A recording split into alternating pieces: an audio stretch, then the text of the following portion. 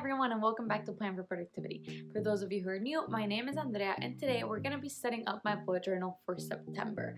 In honor of the first video that I made for YouTube, which was kind of like stamps and flowers theme, I went with something very similar, but using a different set of stamps, a different style entirely, and I really hope you guys are going to enjoy it. It's very easy to recreate. If you guys want to give it a shot, make sure to share that with me. I would love to be able to share what you guys do. Just to give you a walkthrough, we're going to do the typical monthly cover, monthly calendar. I'm going to set up a dashboard where I'm going to track my habits as well.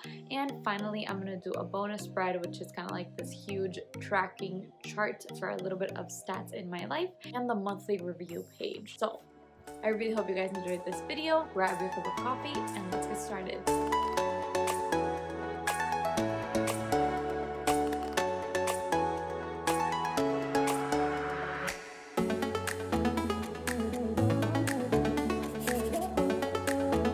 For the cover for September, I just decided to go with the letters initial and make it kind of like a bold font that's going to match the stamps that I'm going to use in the later spreads. So I went in with the 01 and 03 micron pens, and that's just to give it a little bit of depth and make it look a bit more interesting with the different widths. And around it, I added some doodles of flowers and kind of like dainty drawings in order to give it some life and make it a little bit more fun.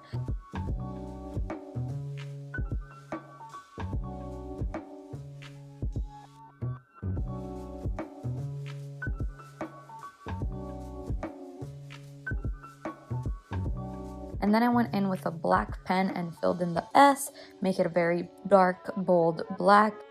In the bottom corner, I added 3 more of those doodles in order to kind of match and balance the spread out. And I filled in the corner with the same black in order to make the spread kind of match and make it look a little bit more bold. I left this spread black and white because I hadn't really decided if I was going to add color or not. So stay tuned for the rest of the video to see how this ends up. Now we're going to set up the monthly calendar, or not. Let me just edit this for you. So now we're going to set up the monthly calendar, and I decided to go with a boxed calendar format for this spread. Very simple, straight lines. I think I went in with the 0.3 micron pen and just decided to add the numbers with the same width. Next to it, I decided to go with stamps for the title, and I use these stamps from Michaels that give me kind of like a bold kind of font, the same as the cover, and I just went down in a vertical kind of setup. I don't really mind when the letters are kind of messy. I kind of like that look, so that's what I went for in this one. I added some washi tape at the top. I really love this washi tape. It's a black background with red, pink, and olive green roses or flowers, and I think it really matches the rest of the spreads. I added some of the same doodles I filled in the first day of the month in order to kind of clear out that space since it's part of August.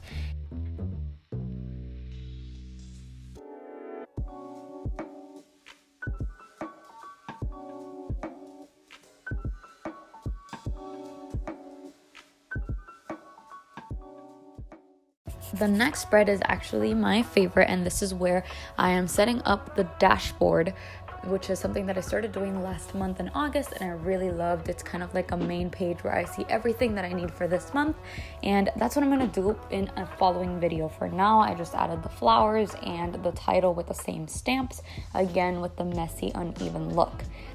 I'll probably be setting up everything in this spread, the goals, habits, books, all that stuff when I'm doing my September planning. On the right side of the page, I decided to set up my habit tracker and my reading tracker, which is something I've been doing every single month this year. And I am just going to do the classic boxes for the habits that I do without a ruler, just go straight in with a 0.1 micron pens.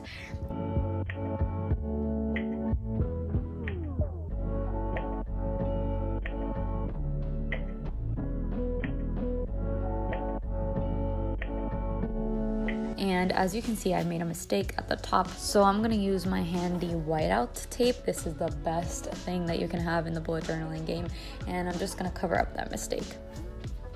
This spread looks super empty, but I'm going to be filling this up as I go throughout the month and as I plan September.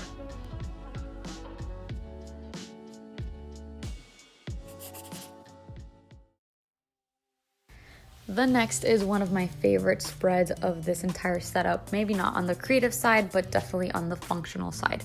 So I just went in from 1 through 30 for the days of the month in a vertical line, and I'm going to be jotting down all my stats for the month. And literally, I mean all of them. So as a header, I am writing some of the things that I want to track and maybe drawing some icons. I'll definitely make a list of this so you can see it.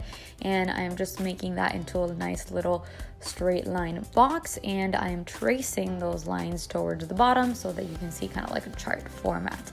On the right of the chart, I decided to add the title again with the same stamps, just writing in stats. I didn't really want to put a category because I don't even know what they are right now, but it's just a little bit of everything.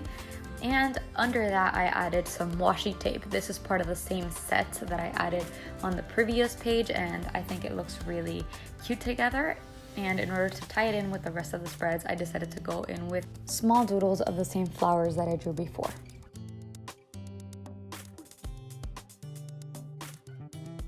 And finally, to close out the video with the same spread that I make all the time, and this is my review spread for the month of September.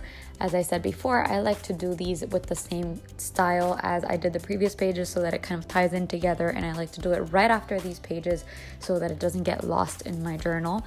So for this one, I just decided to go with some doodles on the top left of the page and stamping in the word review with the same stamps that I did on the previous pages, and I added some pink washi tape next to it. I didn't end up liking the way the washi tape looked there, so I decided to move it to the bottom corner and add in the other washi tape that I used before in order to kind of match the rest of the set. And that is it for this page. Really simple, leaves a lot of space for me to write in. And finally, as I finished, I decided that I did need to add a little bit of pops of color throughout my spreads because, you know, it kind of looked a little bit boring in black and white. So I decided to go with the color palette that the washi tapes gave me, which is a really good tip that you can do if you don't know how to come up with a palette. And I went with a red, pink, and olive green, and I just went throughout my spreads adding little blobs of color here and there.